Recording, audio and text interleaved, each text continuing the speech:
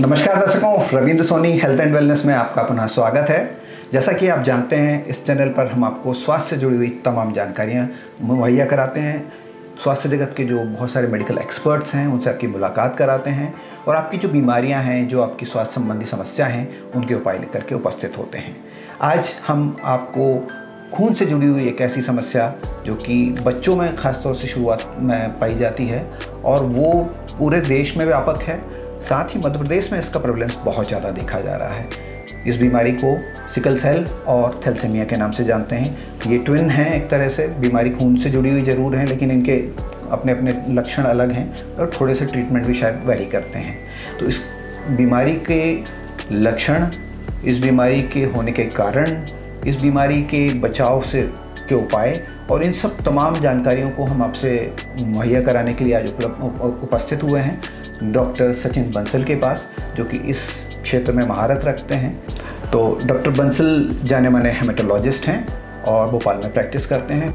आप देश के काफ़ी जाने माने संस्थानों में सेवाएं दे चुके हैं, जिनमें एम्स और फोर्टिस गुड़गांव शामिल हैं। तो डॉक्टर साहब, आपका बहुत बहुत स्वागत है। नमस्कार, धन्यवाद। नमस्कार दोस्तों, जैसा कि अभी अविंद जी ने बताया, मेरा नाम डॉक्टर सचिन बंसल है।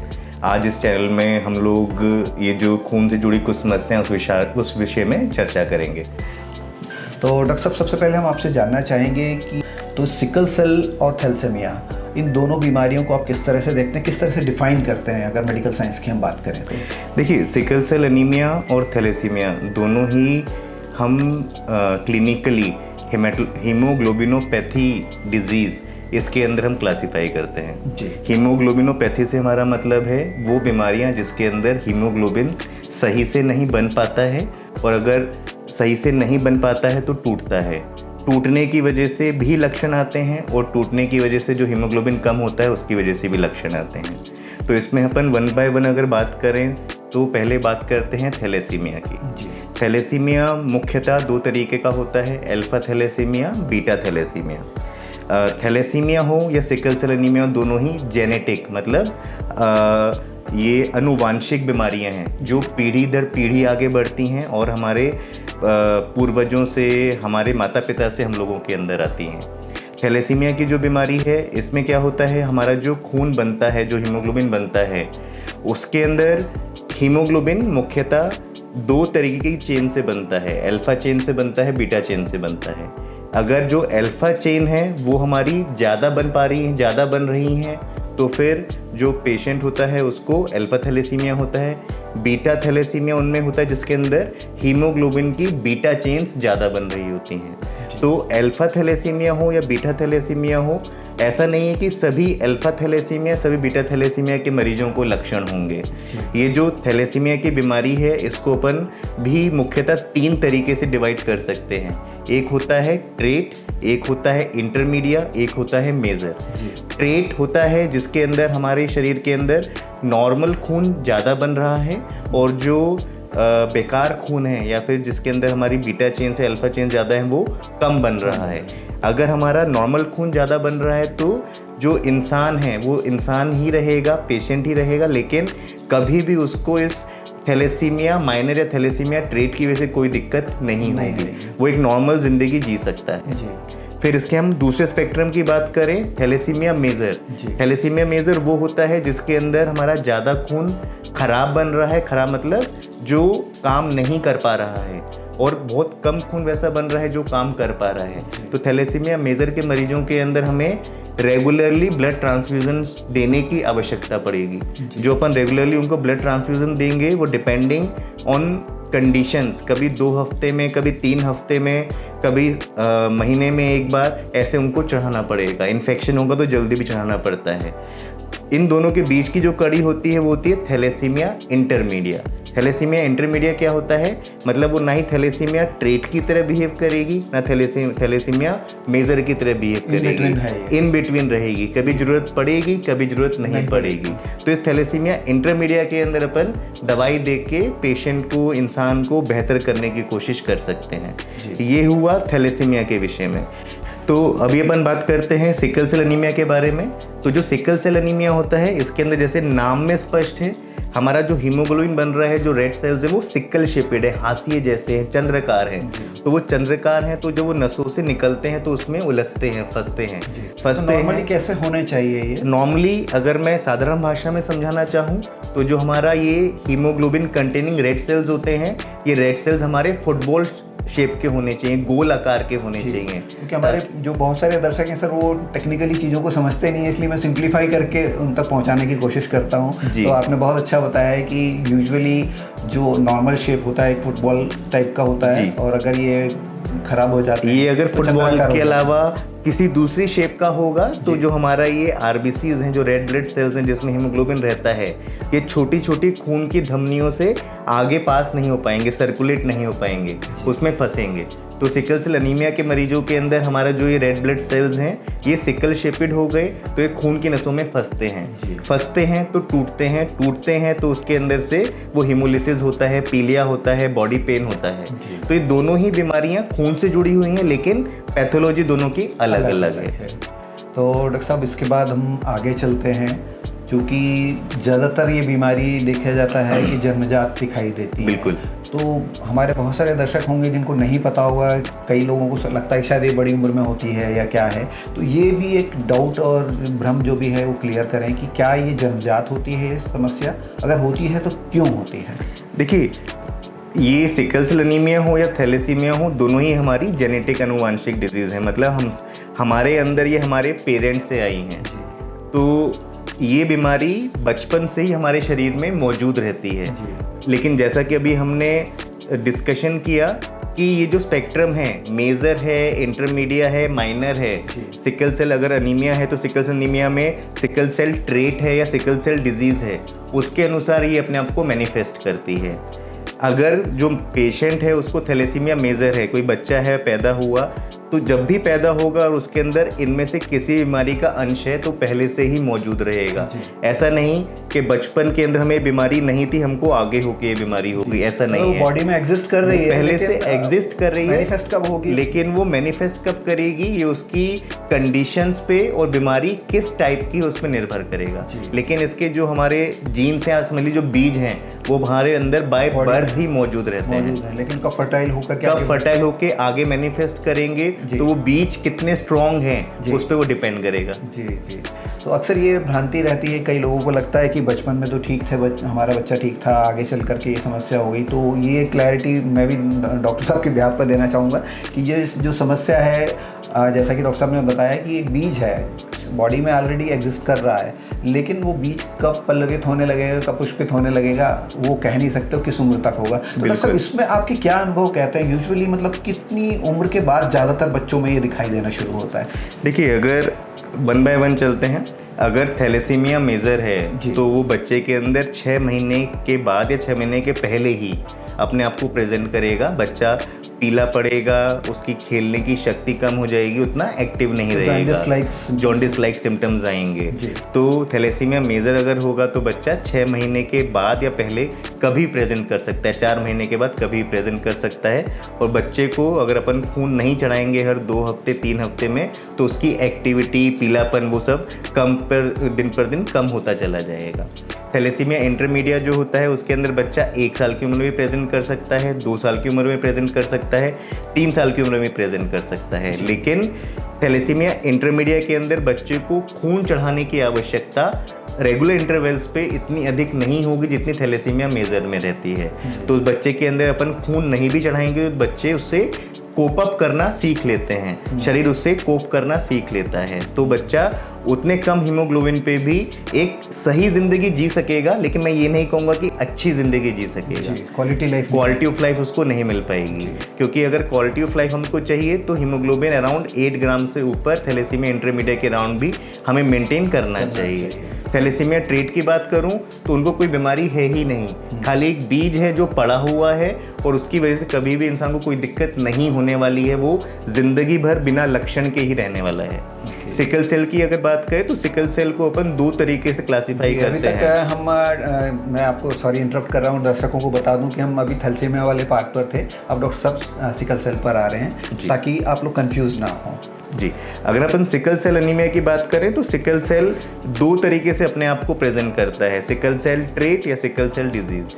सिकल सेल ट्रेट है तो it is just like thalassemia trait, मतलब कोई दिक्कत नहीं होने वाली है, शरीर में बीज पड़ा हुआ है, वो पड़ा रहेगा, उससे किसी भी इंसान को कभी कोई दिक्कत नहीं होने वाली है। बट अगर सिकल सेल डिजीज़ है, मतलब 2 जीन्स प्रेजेंट है सिकल सेल एनीमिया वाले, तो उस कंडीशन के अंदर बच्चा कभी 1 साल की उम्र से, कभी 2 साल की उम्र से, कभी 5 साल की उम्र से भी अपने आप को प्रेजेंट कर सकता है। Sickle cell disease, sickle cell anemia वाले पेशेंट्स के अंदर एज में डिफरेंस रहता है, कोई बचपन से ही लक्षण दिखाएगा, कोई हो सकता है 20 साल की उम्र में भी लक्षण दिखाए। उसका मतलब ये हम नहीं कहेंगे कि पहले ये बीमारी नहीं थी, अब ये बीमारी है। बीमारी पहले से थी लेकिन वो अपने आप को बाहर दिखा नहीं रही थी, बीज शांत पड़ा हुआ था, तो वो डिपेंड और वो उसने अपने आप को आगे उजागर करना स्टार्ट किया। तो डॉक्टर साहब, जैसा कि आपने बताया है कि ये जेनेटिक बीमारी है जी, पेरेंट्स और आपके ग्रैंड पेरेंट्स से ट्रैवल करती हुई बच्चों में आती है जी। तो एक कॉमन प्रश्न हमारे दर्शकों के दिमाग में भी आ सकता है, मैं एज अ जर्नलिस्ट भी मैं सोच सकता हूँ कि जब ये बीमारी हमें पता है कि जेनेटिक है, तो क्या शादी के टाइम मैच मेकिंग जब की जाती है तो इस तरह की मैच मेकिंग भी होनी चाहिए? बहुत अच्छा सवाल है आपका रविंद्र जी। मेरे पास जितने लोग आते हैं जिनको ये सिकल सेल ट्रेट या डिजीज़ होता है, थैलेसीमिया ट्रेट या थैलेसीमिया इंटरमीडिया होता है, तो जिन्हें कोई इलाज मुझे नहीं देना होता क्योंकि उनकी क्वालिटी ऑफ लाइफ अच्छी होती है, क्योंकि सबको इलाज की आवश्यकता नहीं होती है, तो मुझसे बोलते हैं कि सर और कोई सलाह जो आप मुझे देना चाहेंगे। तो मैं उनको इतना ज़रूर कहता हूँ कि आपको ये दिक्कत नहीं है, बहुत अच्छी बात है, लेकिन आगे आप जब भी शादी करने वाले हों तो आप चाहते हैं कि नेक्स्ट जनरेशन इस चीज़ को लेके इतनी चिंतित नहीं हो जितने चिंतित आप हैं, तो बेहतर है कि शादी करने के पहले सामने वाले इंसान का एक बार HPLC जरूर करवा लें। क्या टेस्ट बताया डॉक्टर साहब? HPLC का ये टेस्ट जो है हमारे मध्य प्रदेश में सभी डिस्ट्रिक्ट सेंटर्स पे मशीन है, हर डिस्ट्रिक्ट सेंटर पे ये आराम से किया जाता है और ये कोई बड़ी जांच नहीं है, बस 2 बूंद खून की निकालते हैं, मशीन से प्रोसेस करते हैं और हमारी रिपोर्ट हमारे सामने होती है कि हमें थैलेसीमिया है, सिकल सेल एनीमिया है या हम नॉर्मल हैं। तो ये HPLC की जांच करने से हमें ये क्लियर हो जाता है कि जिससे शादी होने वाली है उसको खून से जुड़ी थैलेसीमिया या सिकल सेल एनीमिया अगर क्लिनिकली नहीं भी है तो क्या जीन्स में छुपा हुआ है या नहीं छुपा हुआ है, मतलब कोई पॉसिबिलिटी भी अगर है तो पकड़ में आ पता चल जाएगी। तो अगर सामने वाला इंसान में कोई दिक्कत नहीं भी है, HPLC की रिपोर्ट में हमें छोटे थैलेसीमिया या फिर सिकल सेल ट्रेट मिल भी रहा है, तो आगे अगली पीढ़ी में इसके बड़ा बनने के चांसेस अत्यधिक होती है। तो मेरी ये सलाह रहती है कि अपन HPLC करा के ही आगे बढ़ें। जी, तो जैसे पंडितों से मिलान कराया जाता है कुंडली का, तो डॉक्टर साहब का ये कहना है कि एक मिलान आपको अपनी ब्लड के बारे में भी कराना चाहिए, और ये जो टेस्ट है लगभग सभी डिस्ट्रिक्ट प्लेसेस पे अवेलेबल है, बहुत छोटा सा टेस्ट है, और इससे आपको आगे आने वाली पीढ़ी में ये समस्या आएगी या नहीं आएगी इसके बारे में तुरंत पता चल सकता है। बिल्कुल। तो डॉक्टर साहब इसके बाद हम अब आगे बढ़ते हैं। डॉक्टर साहब, चूँकि हम लोग मध्य प्रदेश से हैं और मध्य प्रदेश की बात कर रहे हैं, और मैंने अपनी चर्चा जब शुरू की थी तो मैंने कहा था कि मध्य प्रदेश में इसका चलन बहुत ज़्यादा दिखाई दे रहा है, दोनों ही का, थैलेसीमिया हो या आपकी सिकल सेल। जी, तो इसकी प्रेवलेंस के बारे में थोड़ा आप बताएं, मध्य प्रदेश में क्या कारण देखते हैं आप, क्यों इतना मध्य प्रदेश में ये समस्या देखी जा रही है? देखिए रविंद्र जी, जैसा अभी हम लोगों ने चर्चा करी कि दोनों ही बीमारियां आनुवांशिक हैं, पीढ़ी दर पीढ़ी आगे बढ़ती हैं, तो उन सभी कम्युनिटीज़ में, उन सभी पॉपुलेशन सब ग्रुप में जहाँ पे शादी एक ही समुदाय में करी जाती है, तो उन सभी समुदायों के अंदर हमारी सिकल सेल एनीमिया और थैलेसीमिया होने की और आगे बढ़ने की संभावना अधिक है। जैसे कि सिकल सेल एनीमिया है वो हमारे यहाँ पे ट्राइबल पॉपुलेशन के अंदर अत्यधिक है। जी, हमारे यहाँ वाला था कि ट्राइबल्स का हमेशा जिक्र आता है, जब इस बीमारी का जिक्र होता है तो ट्राइबल्स का जिक्र होता है। बिल्कुल, उसके पीछे कारण है कि ये बीमारी ऐसी कोई बीमारी भी होती है, पहले इसकी जानकारी अत्यधिक जो ट्राइबल ग्रुप के पीपल जो लोग हैं उनके अंदर ये इन्फॉर्मेशन नहीं थी। अब जैसे जैसे ये जानकारी उनको मिल रही है, उन लोगों ने भी इस बीमारी के विषय में आगे जानना, इलाज कराना और आगे ना बढ़ने देने की कोशिश करना शुरू किया है। तो ट्राइबल पॉपुलेशन है, उसके अंदर देखा जाता है कि लक्षण आ भी रहे हैं तो उसको कुछ भी भूत पिशाच या फिर जो जो हमारी मान्यताएं रहती हैं वो समझ के हम इग्नोर करते हैं, आगे शादी करवा दी जाती है, फिर वो अगली पीढ़ी में वापस वही सिलसिला दोबारा चलता रहता है। तो इसलिए ये बीमारी कभी भी रुक नहीं पा रही थी। अब जब से वो एजुकेट होने चालू हुए हैं, बीमारी के बारे में जानना चालू किया है, इस बीमारी का रोकथाम अब संभव होगा। थैलेसीमिया के विषय के अंदर भी सेम चीज़ें हैं। जिन जिन समुदाय के अंदर शादी एक ही समुदाय में बार बार करी जाती है और क्लोज रिलेशन में ज़्यादा करी जाती है, उन सब समुदाय के अंदर हमारे थैलेसीमिया और सिकल सेल एनीमिया होने के चांसेस बढ़ेंगे। जैसे कि थैलेसीमिया, अगर मैं भोपाल की बात करूं तो हमारे यहाँ सिंधी पॉपुलेशन में बहुत है। सिंधी पॉपुलेशन अत्यधिक थैलेसीमिया की उनके अंदर प्रिवलेंस है। तो क्या क्लोज वेडिंग्स की वजह से? क्लोज वेडिंग बहुत इंपॉर्टेंट रीज़न रहता है। इसको हम कंसैंग्युनिटी कहते हैं। तो जहाँ जहाँ हमारी कंसैंग्युनिटी ज़्यादा होती है, क्लोज रिलेशंस में शादी ज़्यादा होती है, वहाँ मुस्लिम्स में भी काफ़ी होती है, काफ़ी है, बिल्कुल। उनके अंदर भी काफ़ी अधिक प्रिवलेंस है थैलेसीमिया का भी, सिकल सेल एनीमिया का भी। तो अगर मैं इन शॉर्ट बोलूँ तो मुस्लिम्स के अंदर और सिंधी के अंदर थैलेसीमिया और हमारे यहाँ की ट्राइबल पॉपुलेशन के अंदर सिकल सेल एनीमिया, इन दोनों का प्रिवलेंस अत्यधिक है। जी, और उसके रीज़न आपने बताए कि जो क्लोज रिलेशन में मैरिजेस होती हैं तो उसका बहुत बड़ा फर्क पड़ता है। तो वो सेम जीन्स ही उन सब पॉपुलेशन में आगे रेप्लिकेट होता है, आगे बढ़ता है, तो इसीलिए वो चांसेस थैलेसीमिया के, सिकल सेल एनीमिया के बढ़ते हैं। तो जैसा कि डॉक्टर साहब बता रहे हैं कि ये जो बीमारी है एक तो क्लोज रिलेशन में वेडिंग्स की वजह से होती है, तो उसके पीछे जाकर के अगर रीज़न देखें तो जो जेनेटिक प्रॉब्लम है ये, और डॉक्टर साहब ने जैसा कि बताया कि इसकी एक छोटी सी जांच के जरिए पता चल जाती है। तो सिमिलरली जब ये बीमारी किसी बच्चे में दिखाई देती है या उसके लक्षण दिखाई देते हैं तो अगेन वही के वही टेस्ट किए जाते हैं जिससे कि उस बीमारी को पता किया जा सकता है। डॉक्टर साहब, इसके बाद हम आगे चर्चा को बढ़ाएंगे और आपसे अब जानना चाहेंगे कि सपोजिटली अब ये चीज़ें तो हम देख लिया कि हो ही रही है समस्या, अब आगे जो बच्चा इससे पीड़ित हो गया है उसके लिए किस तरह के इलाज अवेलेबल हैं? हम वन बाय वन चलते हैं रविंद्र जी। सिकल सेल की बीमारी के ऊपर आएँ तो सिकल सेल ट्रीट, जैसा कि मैंने कहा था, इनमें किसी इलाज की आवश्यकता नहीं होती।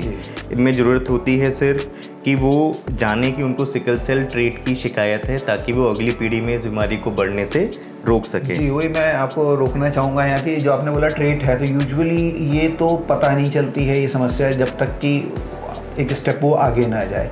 तो इसके लिए भी कोई जांच कराना चाहिए कि आपके बॉडी में ये प्रेजेंट है? इसके अंदर हम फैमिली हिस्ट्री देखते हैं रविंद्र जी। अगर हमारे सगे भाई बहनों में या हमारी फैमिली के अंदर किसी को सिकल सेल एनीमिया की बीमारी है जिसको उसका इलाज चल रहा है, तो हम ऐसी फैमिली को ज़रूर कहते हैं कि आप पूरी फैमिली की स्क्रीनिंग करवाओ ताकि किसी को लक्षण नहीं भी हैं और वो सिकल सेल ट्रीट का कैरियर है तो वो हमें पता चल सके, क्योंकि जब तक हमको पता नहीं होगा अपन इस चीज़ को आगे बढ़ने से रोक नहीं सकेंगे। ठीक है सर, तो ट्रीट क्या आगे हम आगे चलते हैं? तो सिकल सेल ट्रीट में हमें किसी बीमारी, ये बीमारी है ही नहीं, इसमें किसी इलाज की आवश्यकता नहीं होती है। बट सिकल सेल डिजीज़ होती है तो सिकल सेल डिजीज़ में मुख्यतः हमारे 3 इलाज हैं। 3 इलाज क्या हैं? पहली है हाइड्रोक्सीयूरिया की गोली। जैसे कि अपन ने डिस्कस किया था, sickle cell anemia, sickle cell disease में जो हमारा ब्लड बन रहा है वो सिकल शेपेड बन रहा है, वो गोल होगा तो आराम से नसों से पास हो जाएगा।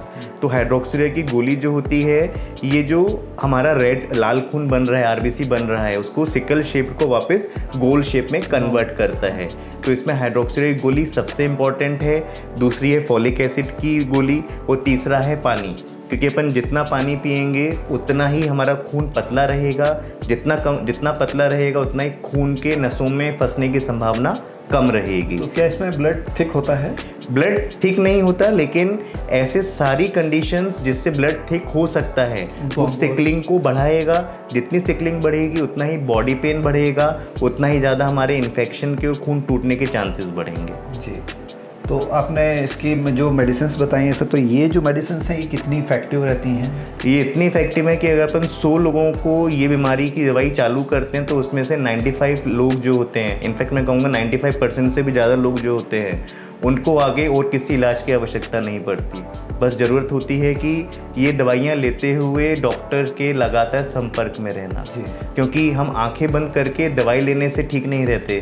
हम आंखें खोल के दवाई लेते हुए सही टाइम पे दवाइयाँ कम ज़्यादा राइट प्रिकॉशंस लेके ठीक रह सकते हैं। सिकल सेल एनीमिया के अंदर जैसा मैंने आपको बताया कि लगभग 95% से ज़्यादा लोग इन दवाइयों से ठीक हो जाते हैं। जो ठीक नहीं होते हैं उनके अंदर हम स्टेम सेल ट्रांसप्लांट या बोन मैरो ट्रांसप्लांट उनको ऑफर करते हैं। बोन मैरो काफ़ी costly treatment. Bone marrow transplant अगर हम बात करें तो as a one time investment वो थोड़ा कॉस्टली पड़ेगा, लेकिन अगर हम लॉन्ग टर्म की क्वालिटी ऑफ लाइफ की बात करें और जितना पैसा हम जिंदगी भर में इस बीमारी के इलाज पे लगाने वाले हैं उससे बेटर है कि हम एक बार में लगा के अपनी बीमारी को ठीक कर लें और इस ज़िंदगी भर एक अच्छी लाइफ जी सकें। तो जो बोन मैरो के बारे में सर आप बता रहे हैं, तो ये कितना इफेक्टिव रहता है? अगर हम 100 लोगों का बोन मैरो ट्रांसप्लांट करते हैं तो उसमें से नियर अबाउट 80 से 85% बच्चे वो ठीक हो जाते हैं। लाइफ टाइम के लिए ठीक हो जाते हैं। जी, तो ये तो सर हो गई सिकल सेल की बात। अब हम थैलेसीमिया की तरफ। थैलेसीमिया में रविंद्र जी, जैसे कि हमारे अपन ने डिस्कस किया 3 तरीके का होता है। थैलेसीमिया ट्रेट है तो वो बीमारी है ही नहीं, उसमें किसी इलाज की ज़रूरत नहीं है। थैलेसीमिया इंटरमीडिया है तो ये सब ग्रुप जो है थैलेसीमिया का, ये भी हाइड्रोक्सिल की गोली फॉलिक एसिड से अच्छा रिस्पॉन्स शो करता है।